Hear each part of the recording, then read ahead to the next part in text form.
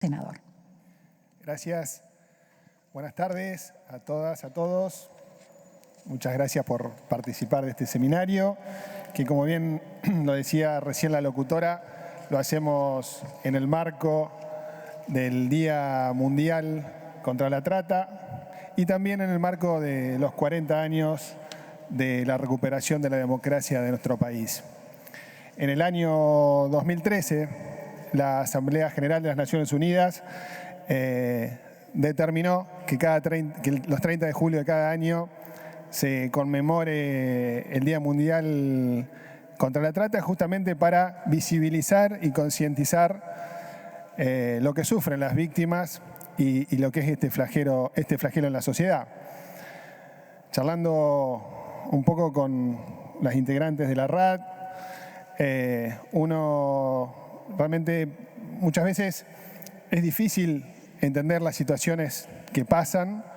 pero jornadas como la de esta y el trabajo que hacen las organizaciones sociales para visibilizarlo es muy importante. Miles de personas en todo el mundo,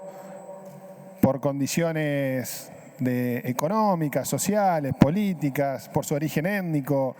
por su género y demás cuestiones, muchas veces son víctimas de estas organizaciones coercitivas, como hablábamos recién, en donde con fines muchas veces, o la mayoría de las veces económicos, terminan reduciendo la vida de las personas o la vida de estas víctimas en diferentes ocasiones. El negocio delictivo de la trata es, desde el punto de vista monetario, es el tercero. Primero está el tráfico de armas, después el narcotráfico y después la trata de personas. Eso nos da la magnitud del tipo de delito que estamos hablando. Y hoy, como estamos en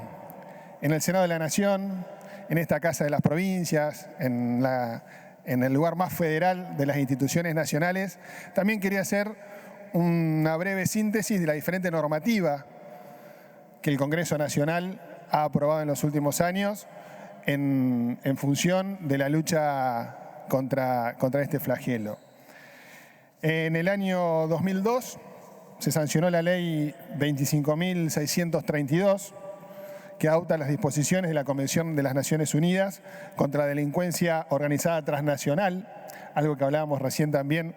con los representantes de la Policía Federal, cómo este delito se ha ido modernizando y cada vez hay que agudizar más los sentidos para detectarlo y sobre todo en estas organizaciones transnacionales.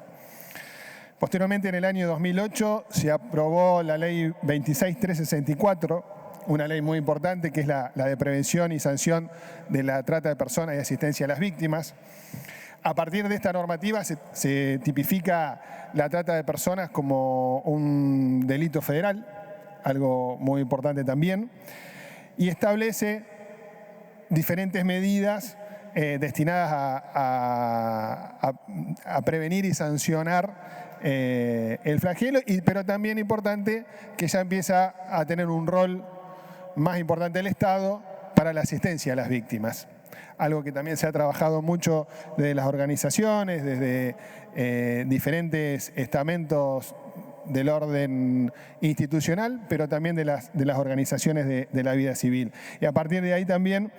el Estado tiene la obligación de brindar asistencia psicológica, asistencia médica de manera gratuita, también de solventar los gastos, no los gastos, sino subvencionar de manera mínima por lo menos lo que es alimentación, lo que es alojamiento de aquellas víctimas de trata que se ha detectado. Posteriormente, en el año 2012, se sanciona la 26.842, que modifica la ley original de trata y ya la aborda de una manera más integral, fomentando la inclusión laboral y social de las víctimas. Ahí se crea el Consejo Federal de Lucha contra la Trata y Explotación de las Personas, el Comité Ejecutivo y algo muy importante también que hablábamos recién, el sistema sincronizado de denuncias de los delitos de trata y explotación, la línea 145, una línea o un acceso que tienen aquellas víctimas para denunciar todo tipo de casos de esta naturaleza y de esa manera empezar a abrir todo un protocolo de asistencia a estas personas. Y a partir de esta ley, de esta modificación de la ley de trata, también cambió el paradigma respecto de aquellos casos en que las víctimas manifiestan que dieron su consentimiento para los diferentes hechos. Y no obstante ese consentimiento que pueden dar la víctima, igualmente aquellos que son promotores, instigadores, colaboradores y demás del delito de la trata pueden y deben, en caso de encontrarse culpable, ser condenados, más allá de que esas víctimas manifiesten que bajo su consentimiento estuvieron en ese tipo de régimen. Como vemos, cada una de estas leyes que les fui nombrando hacen un contexto de qué manera el Estado fue dando diferentes herramientas a la sociedad para poder avanzar en prevenir y también en proteger a las víctimas. Para, de alguna manera, quienes concebimos a la política como el camino para garantizar derechos, debemos estar muy atentos para que esos derechos y esas garantías no estén vulneradas. Por eso es que obviamente estamos a disposición de seguir profundizando, mejorando y avanzando en diferentes normativas que podamos tratar para, ojalá, en un futuro, erradicar este tipo de situaciones y si no, ver de qué manera podemos paliar y que cada vez haya más haya menos de este tipo de delitos. Creo también que el trabajo que hacen, hoy me acompañan Viviana y Nancy, integrantes de la RAT, ese trabajo que hacen ellos de mantener esta visibilización de esta situación es muy importante y creo y estoy convencido de que el trabajo en conjunto, un trabajo interministerial dentro del Estado, pero yo siempre digo que las organizaciones sociales llegan donde muchas veces no llega el Estado y ese trabajo en conjunto es necesario para llegar a esto, llegar a la detección de estas situaciones de vulneración, de captación de la personalidad y tratar de evitar que eso siga.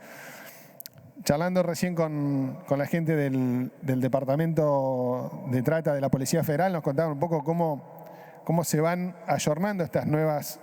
o estas organizaciones coercitivas para ir evitando los controles y evitando que se puedan ir, digamos, trabajando en contra de estas organizaciones. Entonces creo que el esfuerzo nuestro tiene que ser cada vez mayor en cuanto a la detección de estas situaciones. Parte del trabajo que tenemos por delante es esto, ¿no? Ir fortaleciendo las capacidades institucionales que tiene el Estado para dar estas mayores herramientas a los diferentes organismos. También hay representantes acá del Ministerio de Justicia que dentro de sus áreas también trabajan con esta temática y hay un camino importante por recorrer. Seguramente de la mano de organizaciones como la RAT podemos lograr de que cada vez en la Argentina haya menos víctimas de trata. Para finalizar y dejar que también los diferentes expositores, saludar y darle mi reconocimiento a dos víctimas, como son Pablo y Roxana, que también van a dar su testimonio. Creo que nos demuestran que la fuerza que tienen ellos para seguir adelante luego de lo que le pasó y tratar de que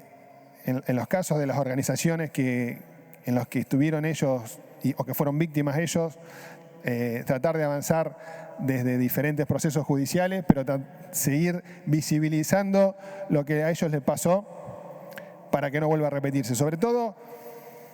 muchas veces la persona, la víctima, no se da cuenta de lo que está sufriendo por ese trabajo que hacen estas organizaciones. Entonces creo que escucharlos, oírlos, difundir lo que ha pasado,